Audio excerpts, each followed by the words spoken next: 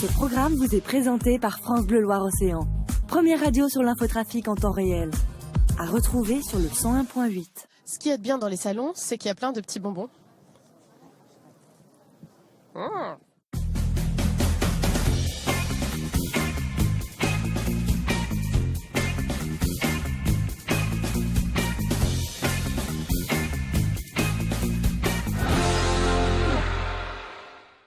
Salut à tous, soyez les bienvenus dans Sur Place, l'émission qui se déplace en fonction de l'actualité. Et l'actualité aujourd'hui, c'est le salon Ouest Formation ici à la Troc à Rezé, un salon qui dure toute la journée. Et on y est allé pour vous, on est allé à la pêche, aux infos et aux bonnes idées aussi pour mener à bien vos projets de formation. C'est parti.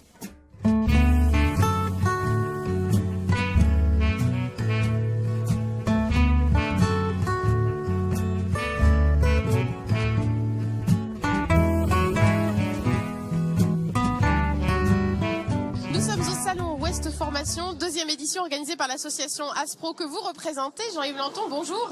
Bonjour madame. Merci de nous accueillir. Alors un franc succès pour ce salon déjà qui démarre, mais il y a déjà beaucoup de monde. Oui, il y a beaucoup de monde. Je pense qu'on va franchir les 10 000 visiteurs. L'an dernier, on avait déjà eu pas mal de monde, mais cette année, c'est un franc succès. Alors l'association Aspro, c'est l'association de promotion de l'emploi. Vous occupez à la base plutôt des seniors, du travail des seniors, oui. Mais là vous avez un peu élargi la perspective. Oui, effectivement, originalement, l'association s'occupait des quadraquinquas plus, mais on a décidé d'ouvrir effectivement à un public beaucoup plus large, de 17 à 67 ans, mais des adultes. Donc ici sur ce salon, qu'est-ce qu'on va trouver à la fois comme interlocuteur et comme secteur d'activité? Alors on va trouver tous les secteurs d'activité, je pense aussi bien à l'industrie qu'au tertiaire, qu'au bâtiment, etc. De multiples opportunités à la fois de se former, de se qualifier, mais aussi de trouver un emploi. Je pense au contrat de professionnalisation. Donc de grandes ouvertures pour tous. Donc ça veut dire qu'on peut venir ici à ce salon et repartir avec une formation, oui, voire un emploi. Oui, je pense notre leitmotiv, c'est de se former pour travailler. Alors on comprend dans ce que vous dites aussi qu'on va pas aller se former pour devenir par exemple journaliste. C'est pas forcément des secteurs qui recrutent, hélas, mais peut-être plus. Voilà, vous avez parlé de l'industrie, du tertiaire. Quand on choisit sa formation, il faut aussi penser aux débouchés derrière. Absolument. C'est pour ça que nous, on a fait venir la grande spécialiste de Pôle emploi, la directrice des études et de la statistique de Pôle emploi, pour nous dire où est l'emploi, comment il est l'emploi. Que les gens puissent se dire tiens, j'avais pas vu que sur mon bassin il y avait tel ou tel type d'emploi. Quels sont les outils qui me permettent de faire mes choix? Faut être réaliste dans sa recherche d'emploi, c'est-à-dire voilà, très pragmatique. On se dit pas j'ai toujours rêvé d'être astronaute ou j'ai toujours rêvé d'être magicien. Voilà, il faut être réaliste. Il faut rêver aussi. Les gens qui trouvent un job, c'est parce que ils ont la volonté aussi de le trouver. Et puis quelquefois, ça correspond à un désir qui a été fondé auparavant. Tiens, c'est le moment peut-être de créer mon entreprise. C'est le moment de faire une formation dans des métiers d'art, etc. Tout est possible. C'est un tremplin, il faut prendre ça de manière très très positive. Alors la formation, on sait qu'on peut avoir aussi des freins, des barrières, on peut se dire voilà, ça va me coûter cher, on sait qu'il y a beaucoup de dispositifs qui existent, on n'y voit pas toujours très clair d'ailleurs dans la diversité de ces dispositifs. Aujourd'hui on parle aussi du compte individuel de formation. Est-ce que c'est plus facile quand même aujourd'hui de se lancer dans la formation, tant du point de vue des structures qui accueillent que du financement qui est quand même aussi très très important quand on veut s'engager dans cette voie? Absolument. C'est plus facile que cela n'a été. Notamment, il y a un plan gouvernemental qui est assez intéressant, le plan 500 000 formations. Mais c'est vrai que ça ne suffit pas pour certains pour aller vers la qualification. Mais il y a d'autres organismes qui peuvent, et notamment les organismes de formation, qui aident justement à constituer les dossiers, qui recherchent les financements et qui sont en général de très bons conseils. Donc il y a des possibilités. Il y a beaucoup de possibilités. Oui. Eh bien, écoutez, merci beaucoup, merci Monsieur Lanton, vous, pour cette présentation. On va continuer, nous, notre petit tour dans ce salon. Merci. Bienvenue.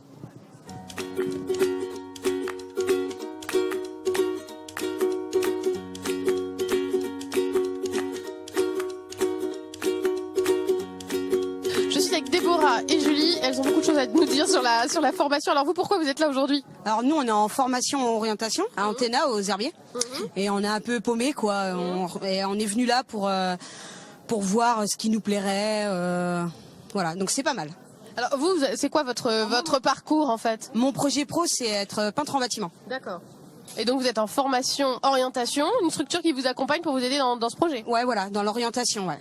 Alors vous avez déjà fait un petit tour là dans le salon ou pas encore? Ouais, on a déjà fait un tour, ouais. Et il y a des choses qui vous ont intéressé? Ouais, pas mal de choses, ouais.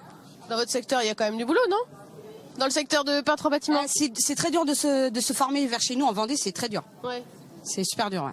Et là, vous avez trouvé des organismes? Ouais, là j'ai trouvé pas mal d'organismes, ouais. D'accord. Bon bah Julie, vous êtes là pourquoi? Pareil, je suis en réorientation professionnelle parce que je suis perdue, je sais pas quoi faire. Donc voilà. Et donc c'est quoi votre idée? Parce que alors, Déborah elle dit qu'elle est perdue, mais elle sait qu'elle veut être peintre en bâtiment quand même. Moi je sais pas, plutôt assistante secrétariat, assistant ou conseiller en réorientation. Ça serait très bien. Ouais. Finalement, c'est l'orientation qui vous intéresse pour devenir un métier.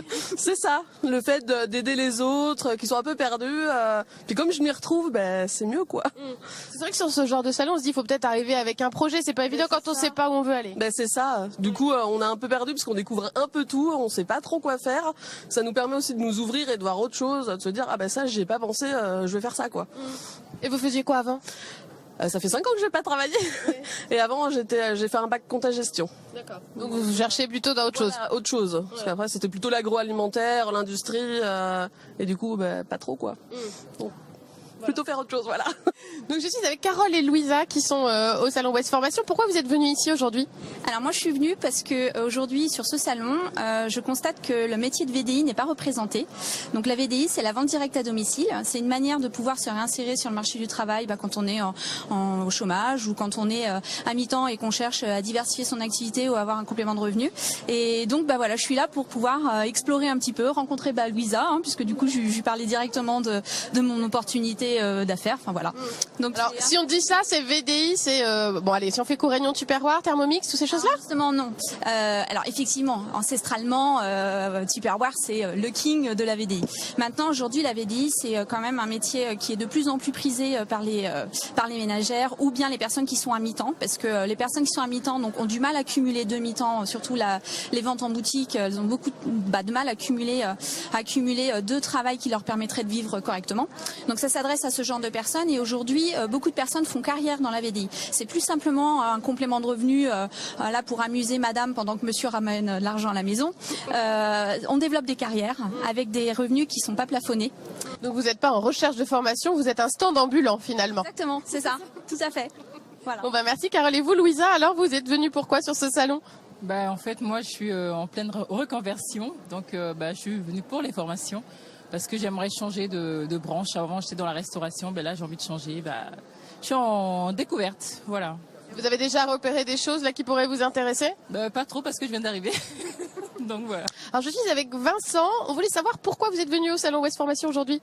Alors dans mon cas j'ai un profil RH, donc en fait j'ai tout intérêt à me faire connaître auprès du plus grand nombre de professionnels RH. Donc leur faire part de mon parcours et puis connaître leurs besoins. Moi c'est clairement un objectif de préparer mes futures candidatures spontanées en fait. Vous êtes actuellement en poste, à la recherche d'un emploi, c'est quoi votre parcours? En recherche depuis peu, c'est-à-dire à peu près 8 semaines. Donc dans une recherche d'emploi, 8 semaines c'est court. Mais il faut faire des choses. Donc le salon c'est l'occasion de se faire connaître.